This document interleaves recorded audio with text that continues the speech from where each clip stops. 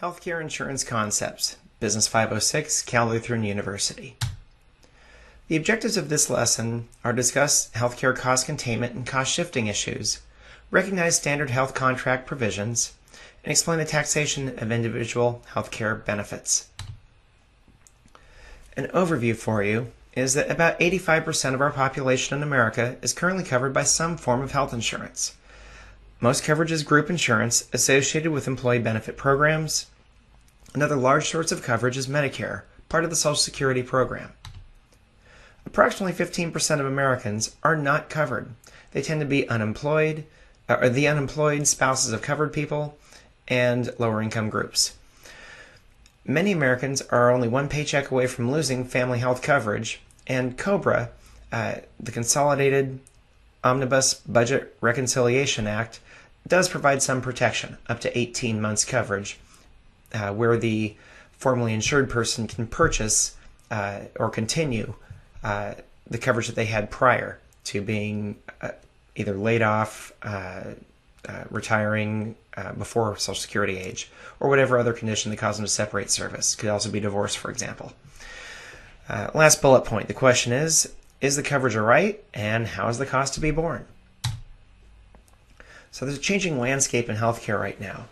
Traditional issues such as pre-existing conditions, domestic partners, and dependent eligibility are in a real state of change right now. A number of new definitions are coming out. New things are being implemented with the Affordable Care Act, or they will be next year with the Affordable Care Act. So again, there will be many changes in this landscape. It is a very dynamic area of insurance. Some of the reasons for higher healthcare costs include medical inflation, technological improvements, medical malpractice cost, hospital labor cost, increased use of outpatient care, catastrophic cases, the economics of the healthcare system, and cost shifting. On the topic of cost containment versus cost shifting, the basic difference is with cost containment, they're trying to reduce and control cost, they being the insurance company or medical provider.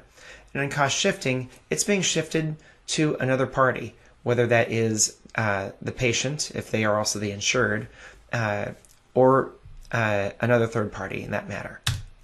Some examples of cost containment are pre-admission testing and case management. So they have a plan of action before you go into the hospital. They don't just fly blind and go, as they go.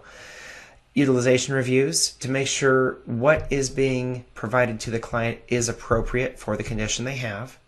Second opinions to see another doctor's view of the situation and if a different path should be taken. Home health care, hospice care, and skilled nursing care, and also generic drugs, which can save a substantial cost over name brand drugs once they're off patent. Some examples of cost shifting are to increase premiums, increase deductibles, changing the coinsurance percentages. So the traditional 80-20 might go to 70-30 or 60-40. Lowering reimbursement percentiles to both medical providers and as well as the insureds, increasing stop loss amounts, and eliminating certain coverage for certain procedures. With regard to deductibles, the deductible is an initial amount of covered expenses that a covered person must pay before any benefits are paid out under their health insurance. So for example, if someone has a $200 annual deductible and they're hurt in an accident and have $800 of bills, the insured would pay the first $200 and the insurance company would consider the $600 balance as the claim. Coinsurance. Most insurance plans contain a provision that limits the amount of covered expense the insurance company will pay to a certain percentage of the total expenses. I just mentioned this before, 80-20 being traditional or 90-10 for PPOs. Those may be larger to help save some money. And also, well, they save money to the insurance company that in terms of payouts. They also save money to the client in the terms of the premiums paid. And coinsurance typically applies after the deductible is met. Stop loss provisions. Some health insurance plans include a stop loss limit which caps the insured's out-of-pocket expenses on an annual basis. So here's a cost shifting case. Medical bill of $20,000, deductible of $500, coinsurance of 80-20, where the insurance company pays 80%, the insured pays 20%, and a stop loss, the annual out-of-pocket maximum for the client, of $5,000. So how much will the client have to pay out of pocket? Answer is $4,400. That $500 deductible and $3,900, which is 20% of the balance, $19,500. The sum of those two figures is 500 plus 3,900, 44, is below the $5,000 annual stop loss. So that is what the insured would pay in this case. Lifetime benefit limits. Previously, most healthcare plans included a lifetime maximum amount per individual. Additionally, some plans included specific internal maximums for benefits like alcoholism and drug addiction. It should be noted that under the Healthcare Affordability Act, healthcare insurers can no longer impose dollar limits on lifetime health benefits. So lifetime caps are totally phased out in 2014. Moving to the contract itself, the insuring agreement. Some of the contract provisions include the entire contract, and if we remember from the presentation on life insurance, the entire contract also applies on life insurance.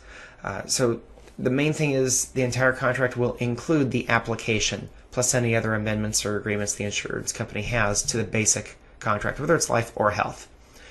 Next point, deductibles, copay, and insurance will be defined. Covered services and exclusions, limitations of benefits, grace periods, reinstatements, cancellations, notice of claims, conditions for making claims, notification if you change your occupation, eligibility requirements, portability, meaning the ability to take it with you after you leave that employer, and coordination of benefits. With regard to coordination of benefits, those provisions specify the order of payments when insured is covered under more than one plan. Coverage as an employee is typically primary to coverage as a dependent, with exceptions for retired employees. Coverage as an active employee is primary to coverage as retiree or laid-off employee. And coverage as an active employee is primary to coverage under COBRA. Continuing on, with respect to its dependent children, the plan of the parent whose birthday occurs first during the year is primary. Here's what they mean by that. If both husband and wife have health insurance covering themselves and dependents at work, and they work different jobs, if there's multiple policies that come into play, that's when whichever parent has the first birthday in the year, their plan is going to cover the dependents. Next point, dependent children of unmarried or separated parents without a court order. The custodial parent's plan is primary. Step parent of custodial parent pays next. Non-custodial parent's plan is after that, and last is the step parent of a non-custodial parent paying last. If none of the above rules apply, the plan covering the person for the longest time is primary. Some of the tax consequences. Premium deductibility. Payments by individual health insurance are deductible, subject to the 7.5% AGI floor for unreimbursed medical expenses. Self-employed individuals are entitled to a 100% deduction. This is an above-the-line AGI self-employed insurance contribution. For those who are self-employed, it is a huge benefit because you don't have to amass, regardless of premium, and worry about crossing that 7.5% AGI floor. Benefits. Generally, benefits are tax-free. To sum up, we've reviewed some of the healthcare cost containment and cost shifting issues, healthcare contract provisions, and taxation of individual healthcare benefits. Thanks for your time.